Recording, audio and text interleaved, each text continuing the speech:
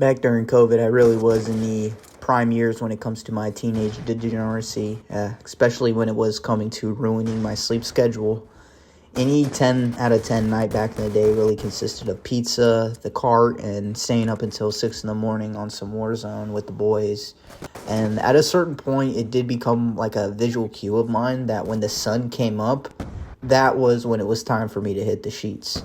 Sometimes, of course, we'd be up a little late playing Roblox on a horror game or something, be a little bit too loud, causing my dad to come in, just like all those other memes you've seen in the past. But at this point, my dad, he knows I'm a 16-year-old kid. He's pretty much given up on giving me small, instructive things like that, knowing I'm pretty much not going to listen to him, just based off the history at that point. So he would just tell me kind of just keep it down. And sometimes, I would stay up the whole night into the next morning, and it would get to the point where my mom would come downstairs thinking oh, wow, you're up early. And I'm like, whole time I'm at the end of a 35-hour binge cycle, and I just kind of go with the flow, acting like I'm just starting my day out as well. And then the second she's off to work, I hit the sheets, and with no judgment as well. Of course, staying up late nights with the boys was not the excuse for why I was ruining my sleep schedule, but as a teenage kid, that was the excuse that I married. Because that was, of course, the most freeing feeling. So I married that excuse. And it's 4 in the morning, and I'm really going to regret it this next week since I have work and school and all that. But hey, let's go blinker for brinker. It's 4 in the morning. It's about to be 4:20. And me and my boys, we would be up playing baseball with the carts, until someone would tap out. So we would literally be sitting there fried to the point of non-existent, just laughing at the way we were talking about things or saying words. Now, once you tie that in, of course, with our dopamine receptors, since COVID being absolutely fried with TikTok, the moment you're waiting in between those matches, yapping with the boys, scrolling a TikTok video, that right there is going to be maximum dopamine output. Based off that, no wonder I needed kind of a dopamine reset. But that cycle, it did go on for many, many years, and it even carried over into my overnight security job. And when I got that job with my sleep schedule already being what it was in my mind, that kind of solidified that I was quote unquote made for it. Now, my shift, it would start at 10 at night and then end at 6 in the morning. So it would become a really trippy thing. Put this kind of in perspective. Imagine how trippy it is. You're coming home from work, you're tired, it's about time to go to sleep. Second you tuck yourself into bed, that's when the sun starts to rise. Sometimes even it would rise when I was driving on my way back.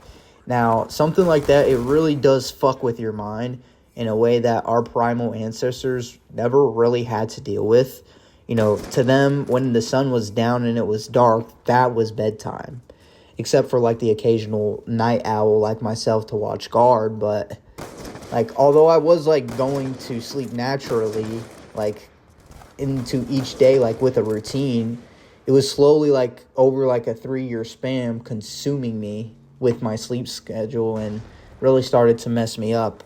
All of a sudden I would wish to be able to be awake when the sun was out. I wished, I kind of longed for being able to walk out. I remember this image in my head even right now of walking out in the morning, and it'd be just dewy grass. It's it's water on the grass and stuff. It's a nice sunny morning.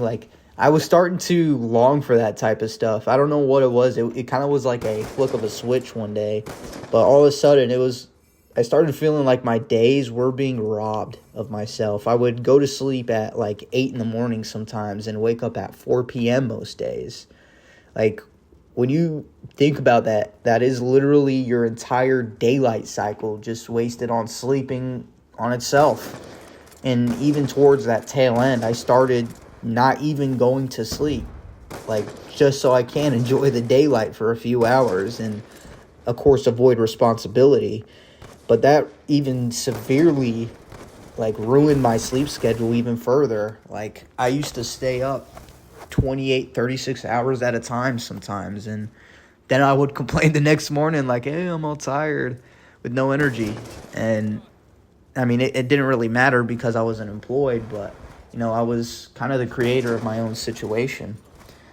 Now, when I did lose the contract with security, I had no reason to stay up late anymore. So for like a 2-month span, I made it a thing while I was unemployed to just restore the order in my sleep schedule that I felt like I lost and just go back to like a regular sleep schedule. I mean, at this point, I'm waking up at like 7 in the morning, falling asleep at like midnight, which, hey, it's not perfect, but it's a lot better.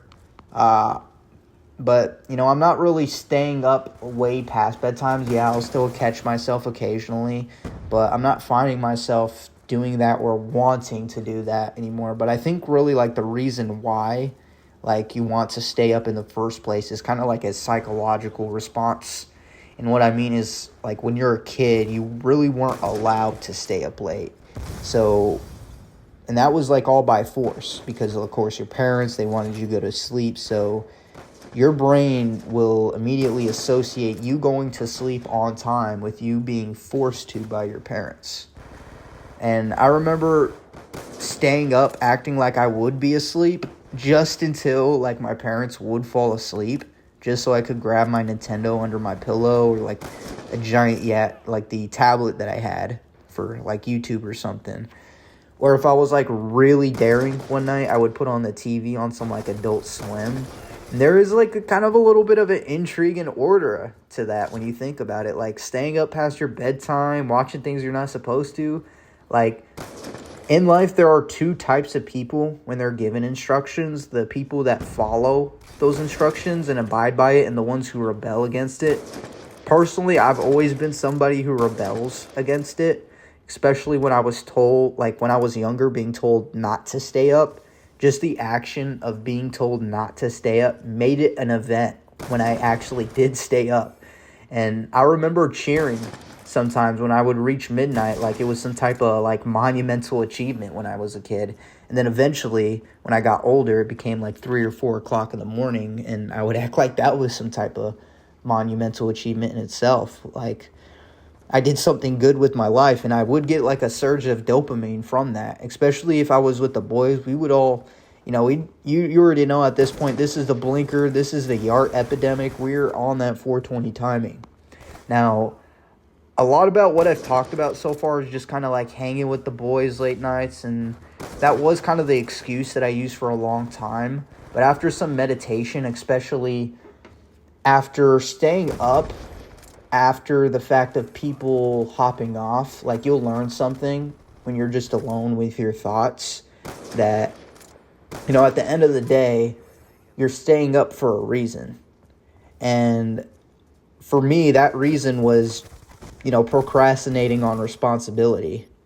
It really is kind of like a human reaction to procrastinate at the end of the day, especially like when you have plenty and plenty of responsibilities starting to pile up on you. As an entrepreneur, I dig into this every single day, especially since I started YouTube kind of as like a side thing to, I guess, for like the love of the game. Like having responsibilities pile up on you, it's just something that happens, and naturally as a human, like you just want to procrastinate. The number one thing you want to do when things pile up is just chill. From, having to manage that stress all of the time. Now, I've always been somebody who just works through everything and just thugs it out. And I think that's why I was procrastinating going to sleep, because I would go to sleep knowing the second that I wake up, it's right back to thugging out responsibilities for the next 12 to 14 hours. Like, it is mentally draining as a man filled with, like, responsibilities and such. But, of course, I've been given, like, tasks because, the universe knows I can handle them. But even still, like, the human mind it's like nature to want to procrastinate. And honestly, you're probably doing it right now. Like, staying up a little bit past bedtime to watch one last YouTube channel. Actually, to help out my small channel's algorithm, I implore that you continue to do so. But are you like take a second, think about it. Are you staying up because you're just chilling and just kind of hanging out, or is there a deeper reason that you're waiting until that last possible second to attack your responsibilities. The thing is, like, you aren't even being forced to sleep at a decent time at the end of the day when you do think about it, kind of as like a reminder. It just is kind of like a healthy thing to do.